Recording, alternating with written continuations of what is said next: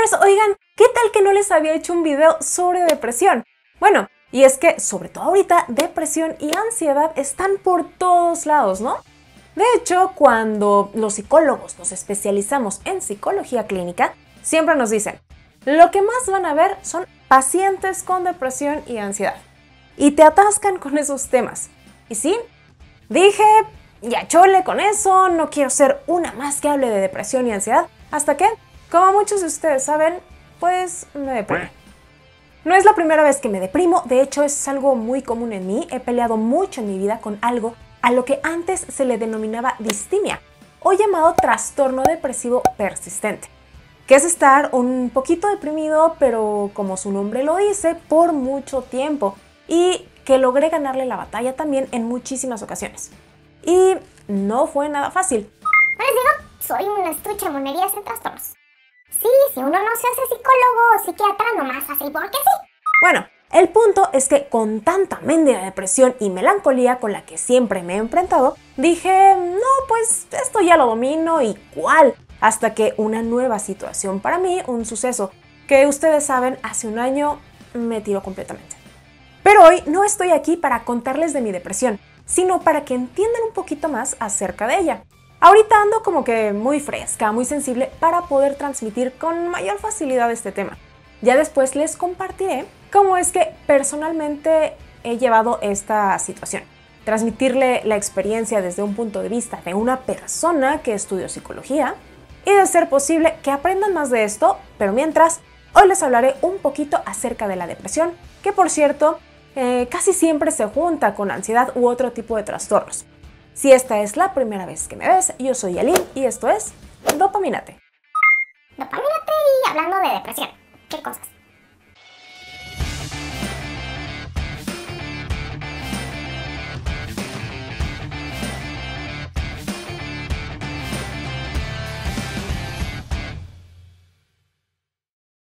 Para hablar de depresión, primero tendríamos que hablar de tristeza.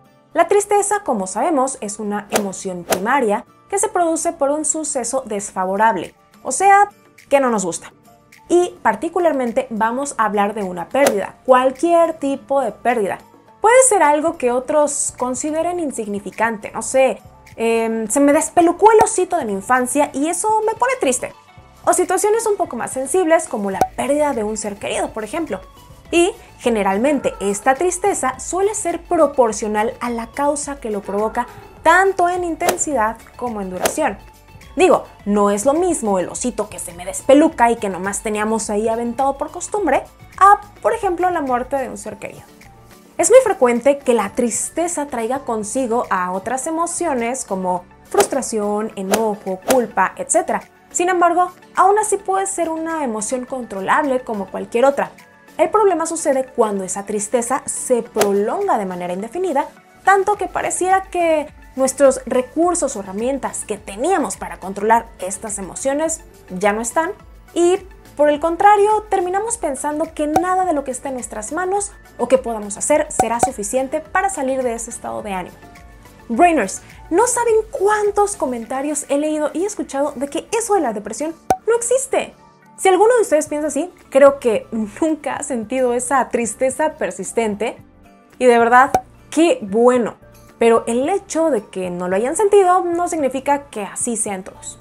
Recuerden, todos tenemos un cerebro diferente. Todos producimos neurotransmisores en diferentes cantidades y eso hace que muchas situaciones que nosotros consideramos buenas o malas, las vivamos con mayor o menor intensidad. Nadie, de verdad, nadie quiere estar triste o al menos estancados en sensaciones que no nos están favoreciendo. Al contrario, y mucho menos por un tiempo tan prolongado. Y esto no es de ahorita. Que hoy se escucha mucho más, sí, tenemos acceso a todo tipo de información en la palma de nuestra mano, pero desde hace mucho se vienen observando casos de lo que hoy conocemos como depresión. ¿Se acuerdan de Hipócrates? Nada más y nada menos que el padre de la medicina en Occidente. Él comienza a observar estos síntomas de depresión y les atañe el nombre de melancolía, palabra que si traducimos del griego al español significa bilis negra. Ahora, ¿qué es eso o por qué le llamó así? ¿De dónde salió? En la antigua Grecia y Roma existía una teoría llamada la teoría humoral, creada por los filósofos y médicos. Y seguramente ya la han escuchado. Era en donde se creía que si había una alteración en la salud era porque se alteraba el equilibrio de 4 fluidos corporales que además se relacionaban con distintos elementos. Y bueno, de ahí surgía también la personalidad. No voy a entrar mucho en detalle, pero de manera brevesón, la sangre vinculada al aire. Nos dice esta teoría que eran personas alegres, optimistas y quizá más seguras de sí mismas. La flema relacionada con el agua, personas más frías y racionales. La bilis amarilla, el fuego, personas apasionadas, esas que se enojan fácilmente con todo, como por ahí dicen, de mecha corta y con mucha energía.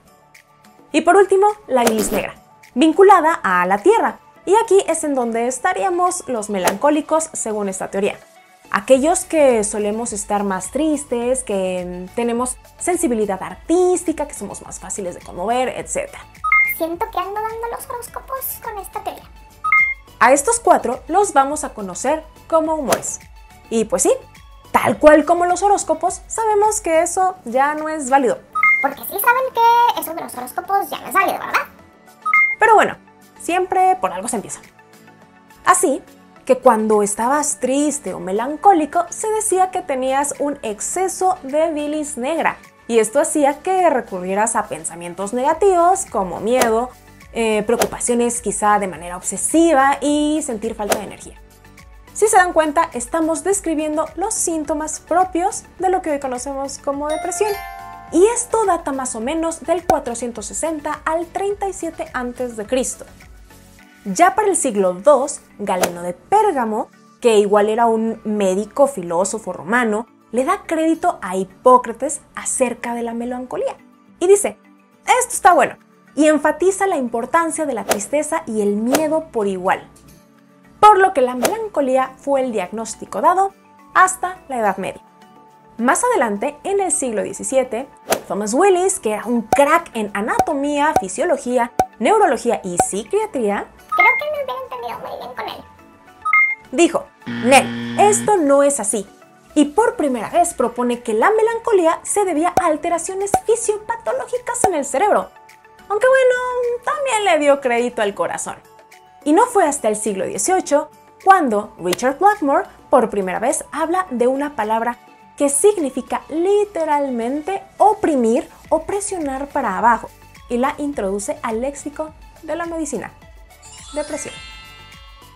Posteriormente, Adolf Meyer propone ya cambiar el término de melancolía por depresión y esta se clasificaba en depresión endógena o reactiva.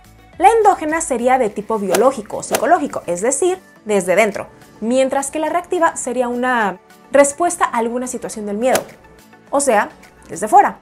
Hoy sabemos que tanto genes y ambiente interactúan en ambos casos, por lo que cuando sale la tercera edición del Manual Diagnóstico y Estadístico de los Trastornos Mentales, nuestro famosísimo DSM, se unifica el diagnóstico de depresión independientemente de cuál sea la causa que lo provoque.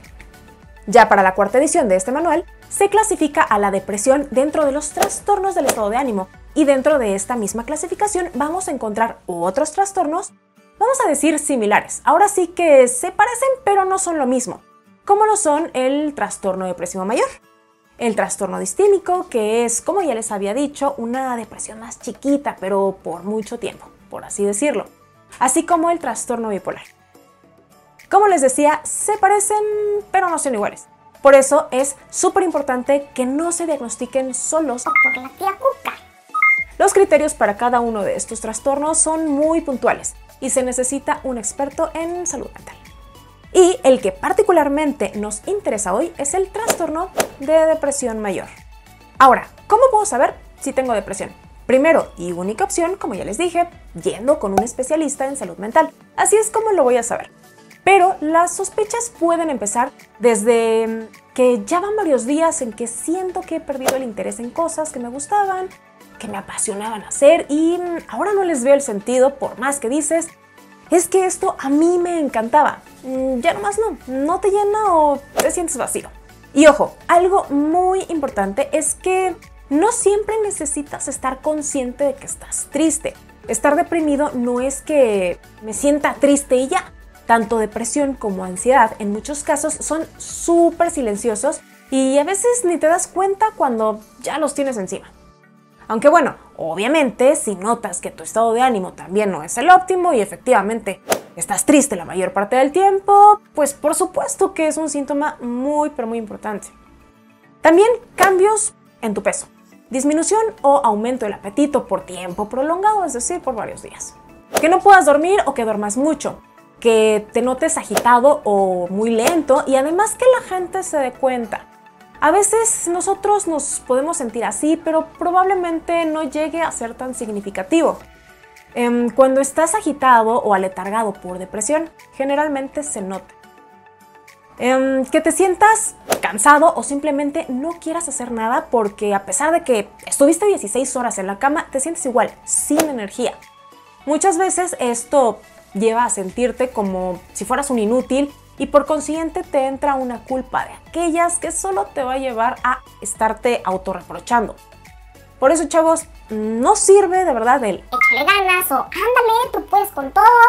Muchas veces de verdad queremos y hay algo que está ahí que no vemos, pero que no nos deja. No puedes pensar bien o concentrarte. Tomar una decisión importante podría llegar a ser algo casi imposible.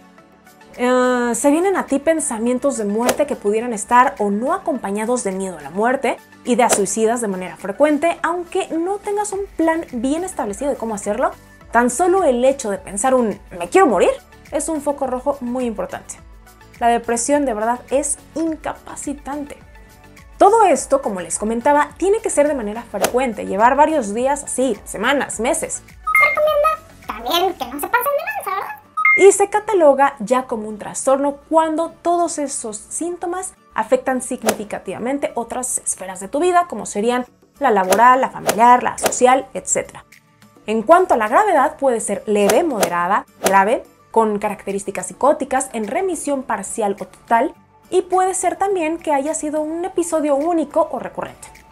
Puede ser que tengan depresión y ansiedad o con características melancólicas o atípicas. En fin, como pueden ver, no es algo como que ¡ay, tengo depresión y ya!